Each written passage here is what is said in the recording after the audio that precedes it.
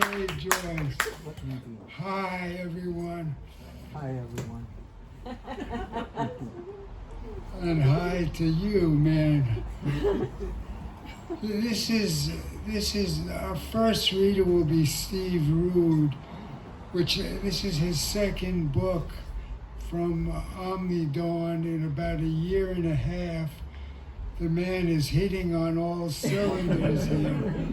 The new book is what I'm going to talk about, Music from Behind a Stone Wall. And I could almost call it wisdom poetry, but that makes it sound boring. And this is a vivid, surprising book. It's dedicated to Marcia, his wife, and to their son, Abby, Abraham Falk Rood. And it goes everywhere, but the main themes are first music, because Steve and Abby, his son, are both classical guitarists, and nature, and then coming in late in the book is the bloodline, a family of petty criminals. That's where he gets his he actually got rid of a few pesky manslaughter charges for me. So.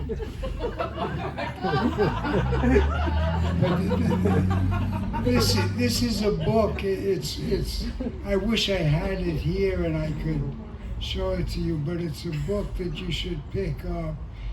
It's a book that reflects a vivid life, a life lived at a kind of an acute angle to the rest of us ordinary mortals.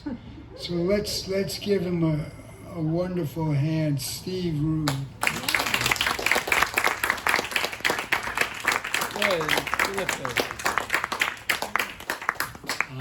Thank you, Richard. Richard Rabbeinu, our teacher, our rabbi. He's an extraordinary poet, a great poet, and he's the greatest introducer of poets in the world. He is exquisite. Thank you, Richard, for giving me confidence. Are there any judges here tonight? If there are, they should leave immediately, because I will lose all credibility if they're here. I want to acknowledge a few people before I start, and then by the time I finish acknowledging people, you'll want to leave. So, because there's a lot. I want to acknowledge first my wife, Marcia Falk. 38 years. 38 years of marriage, a miracle. Our anniversary is on Saturday. Marcia is a wonderful poet, and she's having a new book that's going to be coming out with Lucy Day, who's over there, our dear old friend, and Scarlet Tanager Press, and the book is called The Sky Will Overtake You, and it's going to be a wonderful book. So that's Marcia. I want to thank Amy. There she is, my dear friend of a quarter century or so. We've been together, loving each other. Yes, and I want to acknowledge Joyce. Joyce is the sine qua non, the without whom there would be no Poetry Flash. 50 years of Poetry Flash. Imagine this, a world, the shrinking little world of poetry, the dying world of poetry. Imagine that world without Joyce and without Poetry Flash. It's inconceivable. So if you have money to give, please do that. Give it to Poetry Flash. I want to acknowledge my friend from Hollywood High School, Joe Landon, playwright. Joe and I, and Norman Curtin, who's sitting next to him, Joe and I went to Hollywood High together. Norman came into my life in Berkeley at UC Berkeley in 1967, and when we were freshmen. And Norman has been my chronicler of my video chronicler of my life, and it's wonderful to see you. Let me think. Is Nancy Lualhati here? Not yet. Nancy is. When she comes, I'll mention her. Laura Joachimson, my co-publisher, she shepherded my book, and Rusty Morrison, the publisher, my dear friend. We met each other in Jack Gilbert's poetry workshop in the mid-90s. We've been friends since. We've met every Thursday, almost without fail, for the last 7 years to work on each other's poetry. And it's an honor to be in your presence and to be published by you. And Omnidawn is such an extraordinary press that you guys have created. It's a beautiful thing. Let me see who I'm missing. I'm missing others, but let's see. All right, the new book. The new book, which isn't here, which is, of course, the normal way that the universe slips. It's not here, but here's the cover. I'll walk it around a little bit. I'll walk it around. The book will be here tomorrow, of all things. And can we pass it around? Or not? I'll walk it and then I'll pass it. Oh, okay. It takes too long, and I'll walk it. You'll see this etching on the cover. It's an etching of a 16th century. There's naked people. There's naked people there. Yay, naked people. Do pass it around. I will pass it around. So it's an etching, which is the cover of a book of vihuela pieces. Vihuela is a tiny proto-guitar that was developed in Spain in the 16th century, which I play. And this is a cover of a book by Luis Milan, who was one of the great vihuela composers of this period in the Renaissance. And there's Jane. Jane, thank you for being here. Your husband is someone very important to me, Bill Mayer. That's Jane McKinney Mayer. Bill was in our poetry group as well in the 90s and 2000s.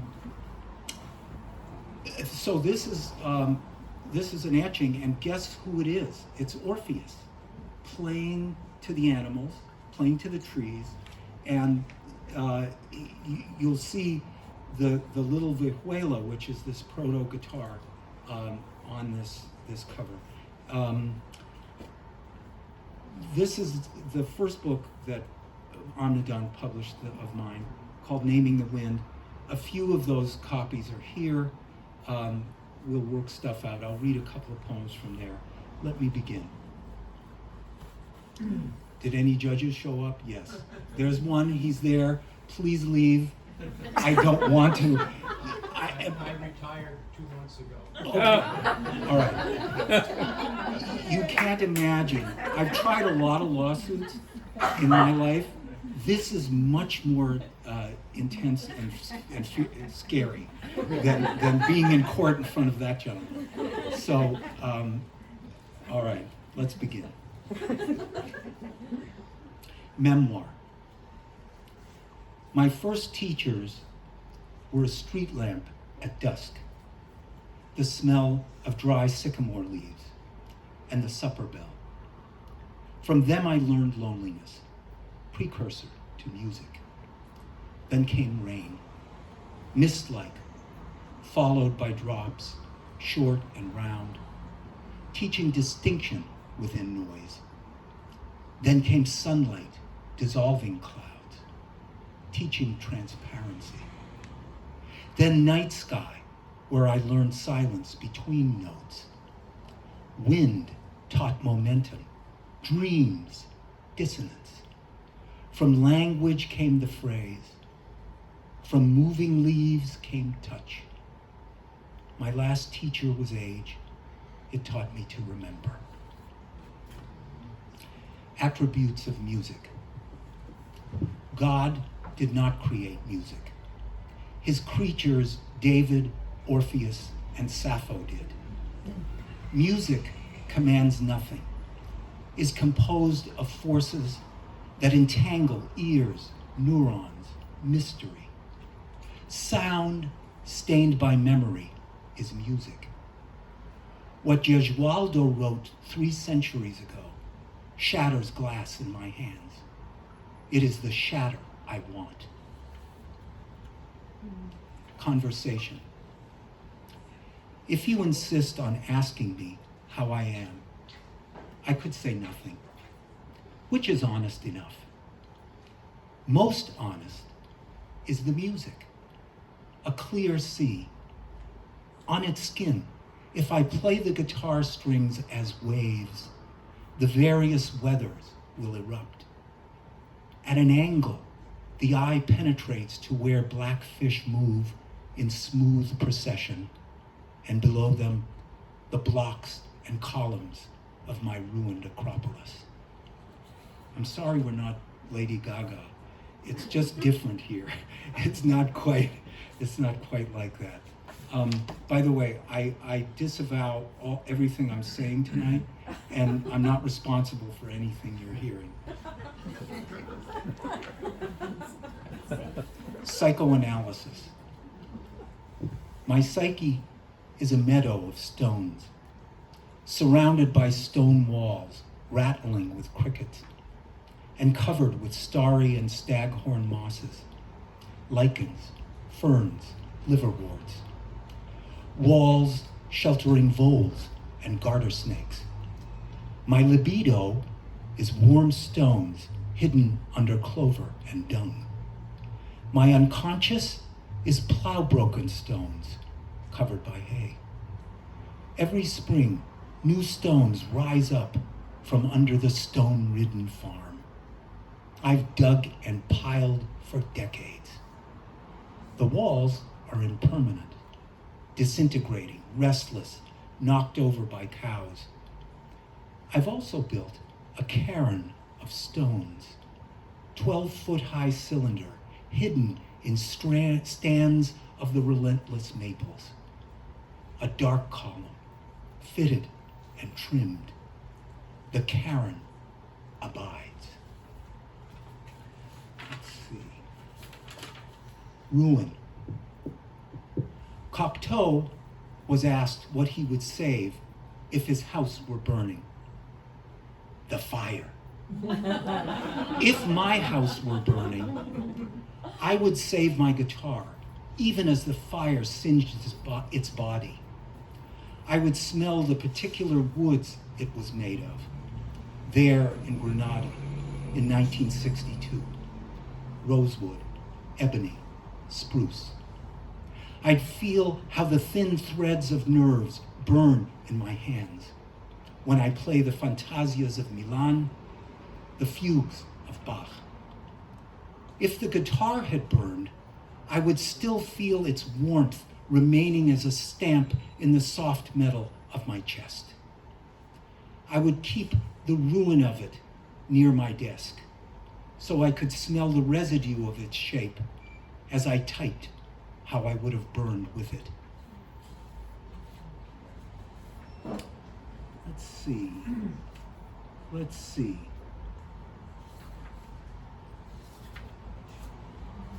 This is for my secretary of 20 years, Tom McCorgry Mallon, who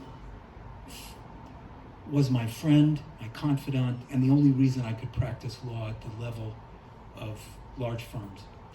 Tom died, and this is for him. For 20 years. I see life as it is, Tom said, telling me about fists, thrown bottles, meth, crank, early deaths. When I'd go to see his punk band, the Toiling Midgets, he'd stay close, before and after the sets, guarding me from violence. During, he'd buy me a Pabst Blue Ribbon, and sit me on the side, away from mosh pits of scars barely healed, cuts newly opened. Tom built a Japanese gateway to the garden of our friendship, hand cut from sugi and cedar. He used fine steel and bronze saws, knives, chisels. He shingled it with hammered hinoki bark. The gate glowed with moss. We held it up together. After Tom died, I couldn't manage alone. The gate fell into a deep pool, gold and mottled carp floating over the hidden wreck. Beautiful. The beginning. How are we doing? Are we surviving this? Fine, All right. fine. Plenty of time. The beginning. Started smoking weed, listening to jazz, Wilson Pickett, Otis Redding. Jammed blues guitar every night. Got busy being in love with Laura.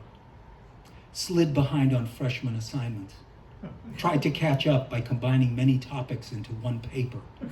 Edmund Burke, Freud, plus Euripides. The Federalists, Malcolm X, plus Lear. Organized them by lining up quote cards on the floor, then shuffling. At the end of term, I gave a recital of the music I'd been playing instead of doing the assignments. Bach's Prelude and Fugue in D major, a Dowland Fantasia, a Couperin Passacaglia. Professor Tussman said that I was slovenly but talented, that he recognized my synthetic mind and evident delight, and that he would have flunked me but for the Bach. True story.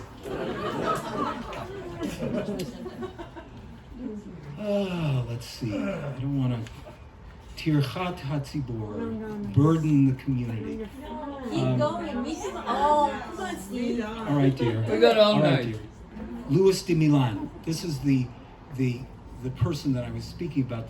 Whose cover is on the cover of my book. Louis de Milan lived in Renaissance Spain after the Reconquista. He composed for the court. Was adept at the vihuela, a lovely, quiet, early guitar, shaped like a young torso. He was also a poet. He titled his book El Maestro. I began playing the 6 easy pavanas when I was 13. They felt square with block-like chords. When I was 17, I undertook the difficult fantasias, combinations of simple modal chant lines and running embellishments and marvelous variations. I didn't understand them for the next 50 years.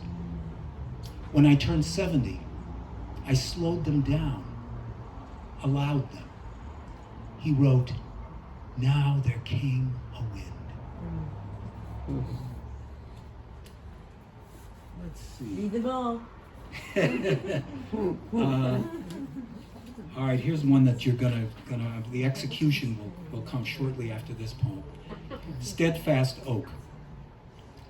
The axis runs from my cock to the evening star, from molten red at the center of the earth to my orange intestines, yellow plexus, green heart, blue mouth, purple cortex, then up and out of my crown into the absolute. The axis runs through nights of Jerusalem and Oakland. The earth is resonance that I needn't decipher to feel its frequencies. My belly is the pond surrounded by cattails and inhabited by carp, frogs, salamanders, 2 coots. My heart is the commons. My cranium is the empress tree. My mouth is the conclusion and the consequence. The mouth, which is me speaking from dirt to sun. Let's just look through this again. All right, here's one about my son. I won't read you the one about my family as criminals. It'll take too long. Well, I don't know. Yeah, if you I- have to do that. I don't know if I have it. Set us up. You can't get out alive. And then after that. I'll read the family as criminals. Okay. Yay. It's a history that is. Hold on. Hold on. Richie made me do it. Let me see. I'll find it. Be patient. You'll find it. Somewhere there's a. Here, I'm going to do this. This is why we like them books. My bloodline. Ah, here it is. My bloodline. All right. Forced to read it. My great uncle Maxie was imprisoned 3 years in San Quentin. His booking sheet noted his color as Jew. My great-grandfather Mendel Yehuda Liftman, who burned down his slum buildings for the insurance money, was the moil who circumcised my father, cousins, grandfathers, uncles, most Jews of Chelsea, Everett, and Malden, and, when he was in his late 90s, me. Great Uncle Al, imprisoned in Boston for selling trafe meat as kosher. My father, Len, Moishe Leib, had a 40-year affair with TV's Lois Lane.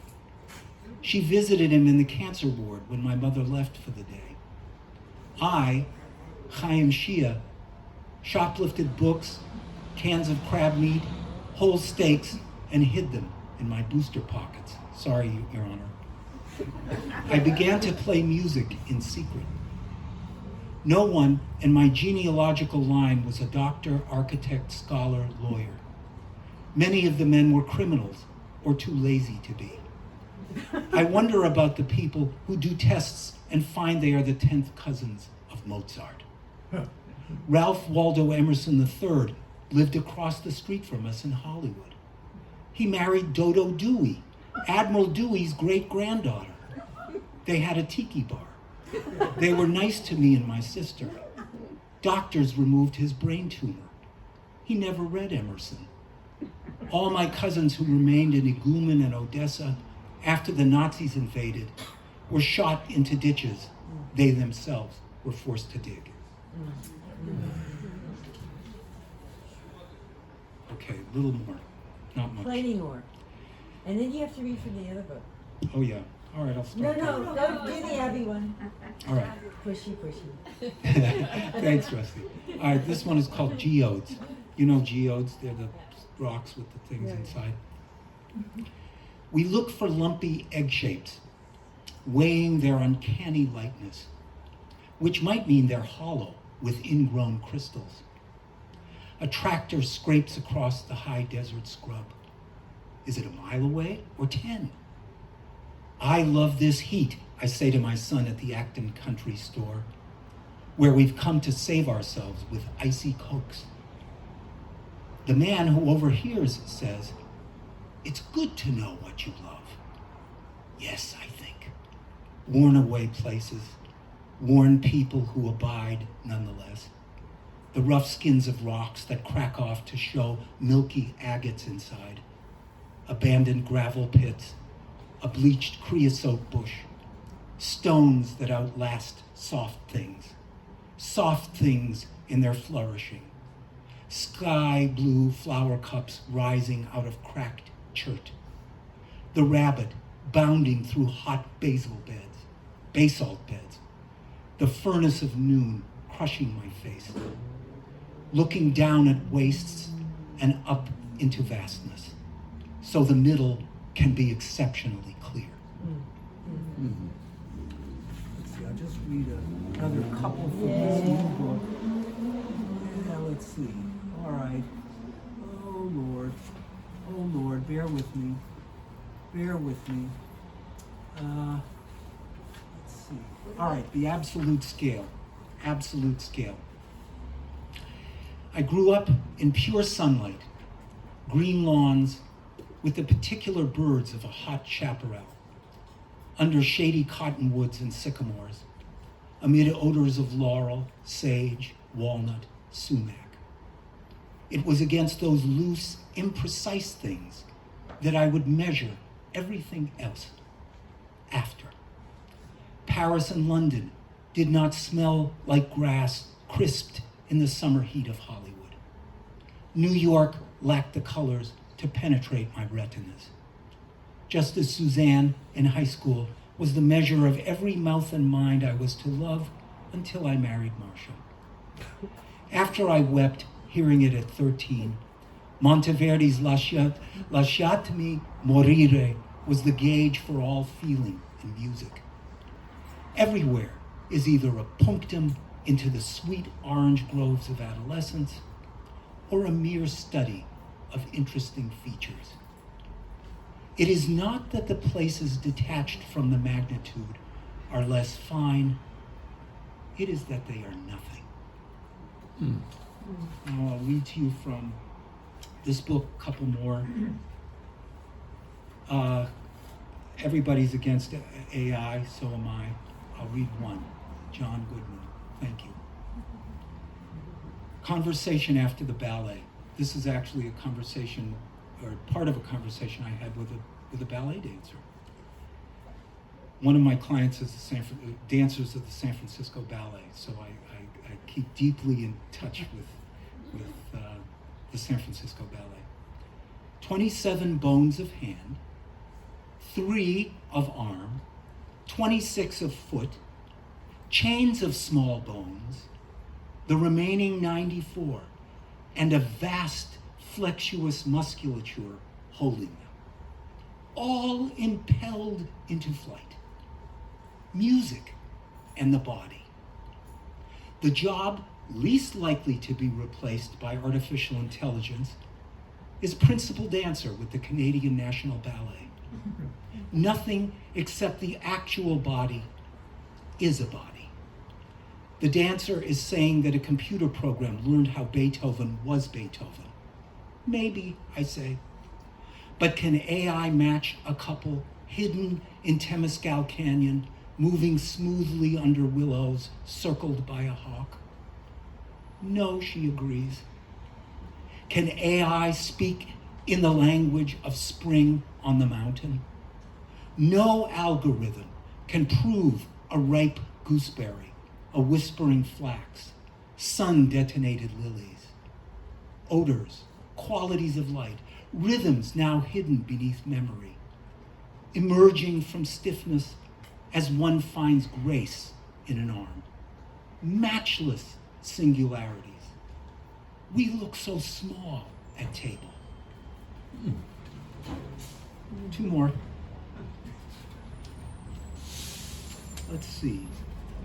Are you okay? Yeah, this 3 is more. intense. 3 more. All right, 2 more. 3 more. All right. This is about Jack Gilbert, who was my beloved teacher and mentor and friend. Jack got Alzheimer's late in life, and so Bill Mayer, who's Jane McKinney Mayer is here, and Larry Felsen took care of Jack at the end of his life. It was an honor and a privilege to do that. The old man asks, what is beyond contentment? What is the tone of your life? Jack asks. Tone, Jack? He puts together more words than I've heard from him in weeks. Desperate, deep, fearful, courageous, he asks. Yes, Jack, all of them. That's good, he says, and asks, what is the shape of your life? Shape, Jack? Drifting, incidental, purposeful, flowing? He asks again, what is your life's tone, your life's shape? I answer more carefully. I have power, depth, fear as my tones, and uncertainty as my shape. I was frightened, he says, that you would just float. What do you want to do with the rest of your life? Which he asks of everyone in the assisted living facility. He thinks all the residents hate him. I tell him how the way he asks questions over and over until an answer begins to clarify as I stutter and sound stupid trying to make sense out of myself inside his bewildering assignments has changed me as he twists himself and me into odd angles. His tone is will, his shape is helpless, the rest of his life is grief. I want to acknowledge Cecil Giscombe, who's here, my friend, whose new book is Negro Mountain, published by Chicago. And Cecil's book is beautiful. He has many books behind him. It's nice to see him here. And John Goodman, artist, my friend. Thank you. Okay, this is the last poem. All right. All right, fine. Fine, dear. Okay. Fine, dear. Last things created on the eve of the first Sabbath. So there's a story in Talmud about the last things created on the eve of the first Sabbath, which was after God created the earth, right? All of the universe. What is created on the eve of the first Sabbath? Mouth of the earth, punched into the sandstone cliff behind my house. Mouth of a spring, gushing from Banias Cave at the foot of Mount Hermon. Mouth of the well amid maples and birch of Bosqueu's farm. The piled stone walls around his meadows. Chewing mouth of the donkey, standing on 3 legs, summer hay reaching up to its fetlocks. A rainbow. Scrambled eggs my mother fed me in her yellow kitchen. The temples of imagination crafted from a substance that cuts through iron, stone, diamond. The story I wrote of how I'd sneak into the bathroom on Sabbath Eve, rub Old Spice aftershave on, then return to table, believing no one could tell. And Mrs. Stanley's note to me, Hollywood High, and Mrs. Stanley's note to me, you could be a poet. Some people say also demons were created on that first eve. The grave of Moses, the ram of Abraham, and tongs to lift out of the iron blast furnace a boy. Now, let's see. Last poem. Enough. Ganug, as they say. I don't want to burden you. We're not Lady Gaga here. Let's see. Let's see. All right. Shrinking. Who knows? This year melts into a dun-colored November. 5 deer, mothers and fawns, move in line across the wet field. The orange spectacle of October is gone. Jews listen to their candles gutter, which makes a melancholy they prize. Evergreens persist amid the bare hardwoods. When was the world not always ending? If family strife, if disease, if war, if catastrophe, if death, I feel my body's change toward dusk. What's left? Mice I share the kitchen with. My family. Those few friends who didn't leave me for cause. Let me buy you some ice cream, and we can talk until we say enough. Thank you. Beautiful. Beautiful. That was beautiful.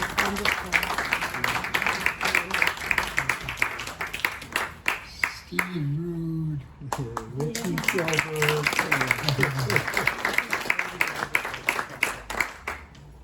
Okay, our next reader is Rusty Morrison, and this is her new book, Risk, which is a long time coming. It's either the 4th or 5th book with books that won many awards, including our own Northern California Book Award. Now, this book is ruled by 7, which is good if you shoot craps, and rusty proves that it's good if you're rusty and a poet. It moves in bursts of 7 syllables with marked, be quiet, man. Thank you. Moves in bursts of 7 syllables with marked caesuras between. And there are also 8 poems called Narrow Negotiations, which title is 7 syllables and consists of 14 lines of 7 syllables. Now, in reading this book, I began to read it synesthetically, as though the 7 syllables were pulses of light strobing down the page. Wow. And the world of this book is precariously changeable. Everything seems up for change, dissolving into revelation. So let's give her a warm welcome. Rusty Morrison.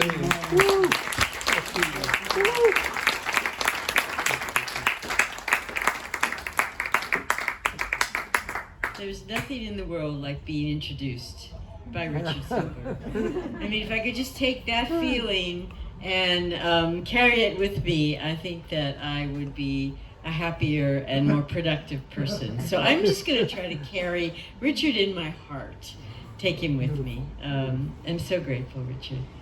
I am delighted to be here reading for Joyce and Richard and Amy and Chris at Poetry Flash and Pegasus. There's also nothing like that.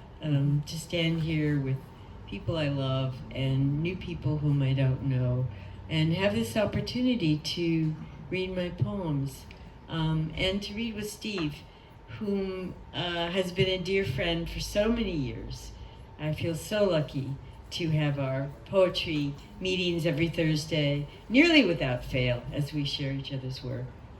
And I feel so lucky to be co-publisher with Joyce, with Laura Joachimson for Omnidawn. I'm so grateful.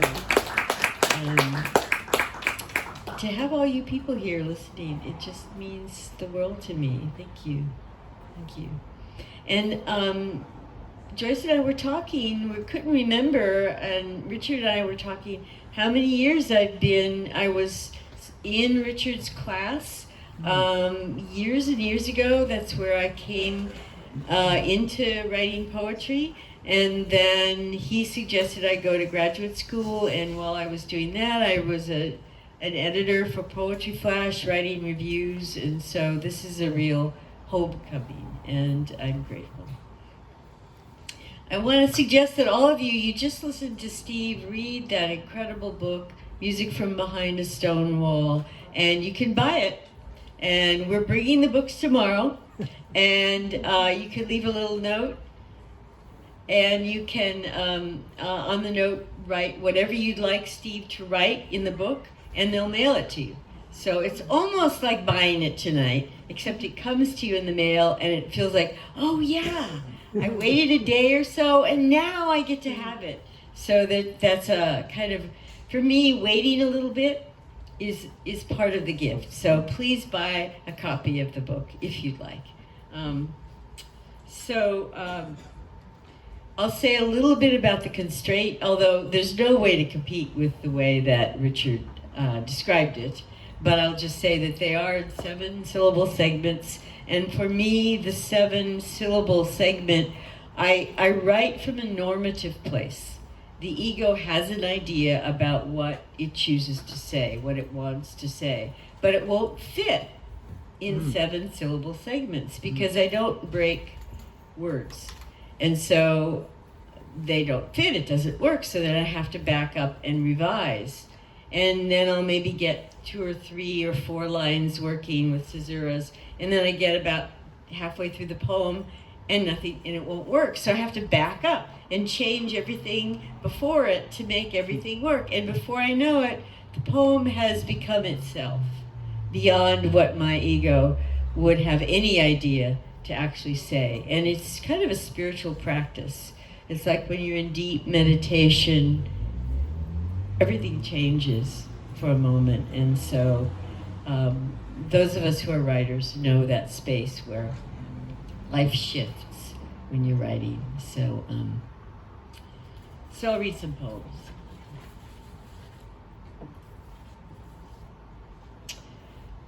A caterpillar. Here's a caterpillar on this beach where you walk a long way from shrubs. How did it crawl so far? You carry it back from the waves and gently pitch it toward the wild grass. Haven't you been waiting for a hand to pick you up, toss you into a future that would be soft, welcoming? Last night's storm tossed a bare branch onto your porch. Its 3 limbs were all pointing together toward nothing. But you wanted to ask it how to go to that nothing yourself. You listened deep in the hollow at the core of the branch's quiet for an answer. How far down will it let you travel before it becomes too narrow? Some silences stay wide. You watched for a long time after your mother's silent mouth fell open at death. It called to you with its quiet, but you wouldn't answer. Now you carry that refusal in everything you don't say to anyone or to yourself. So here's a narrow negotiations. And these are wild. They just kind of came to me in a collage fashion, and then I couldn't fit them together, so I had to collage something else in and collage something else in, and to actually make only 7 couplets and end on the right beat these took the longest to write of any. That's why there's so few of them in the book. Narrow negotiations. Pine needles, dead on the limb, blur as wind shivers them loose from their outline for a split instant, and then each one snaps back. Wind is a workshop of freedoms that only intuition turned kaleidoscopic can perceive. What is it you've been dead to that's within yourself? Your outline is breathing. Look. See a world of new lives form the death in you, fertilized to let each instant you live riot with new frequencies. And another narrow negotiations while I'm on those. You lie under the covers, the window wide for any breeze, better than sleep to be deep in night's tall grass. Silence isn't ruined, but advanced by frog's guttural echo of your forgotten desire to be an animal made permeable by the sounds outside what ears can apprehend. The noise when sentience rips through night's starless cover that shifts what day will be. The frog hears and comes investigating. Nice. There are a lot of poppies in this book because I have wild poppies in the backyard, and that's often a place I look for inspiration. So here's a poppy poem. no wild poppies. And there are often none, you know, there's a lot of dreck, but I wait for the poppies each season. No wild poppies in your weeds. Exhaust yourself, waiting and watching. A kind of watching that's like lying down in what should be a margin between you and death. Believe death is a long way on the far side of growing things. You need to watch the soil, how volunteer seedlings of foxgloves only grow where other plants have died. Every plant needs death to eat, or it will starve. Starving is the only option some of us have. You try the latest hair gel in order to stiffen up against worse damage you might do to yourself. But stiff hair will seed in itself harm that advertisements won't admit. Denying how easily brittle fears will break you if you let them. You spend every spare hour watching from your window, not letting yourself know what you've been waiting for. Then you glimpse an orange color, one wild poppy, then more. All are holding the echo of sunrise, chiming a pale luminescence, even hours into the afternoon heat. A mind can wait for decades for a color that it had never let itself recognize to bloom within. You watched as your friend lived wildly into her death in ways she'd never lived in her whole lifetime. Will you let yourself wait that long? It's hard when friends die. Yeah. Narrow negotiations, chaff in today's news cycle, but you'd meant to write chafe, not chaff. So walk in this sudden field of husks. You have work to do. Winnow away the thick husk of your expected direction. Find her eyes. A woman last month who sat down in the BART seat across from you. Her bloodshot eyes were chaos. Your chaos is bloodshot too. Memory is a fertile field of your archived emergencies. Watch her, watch no one, which is you.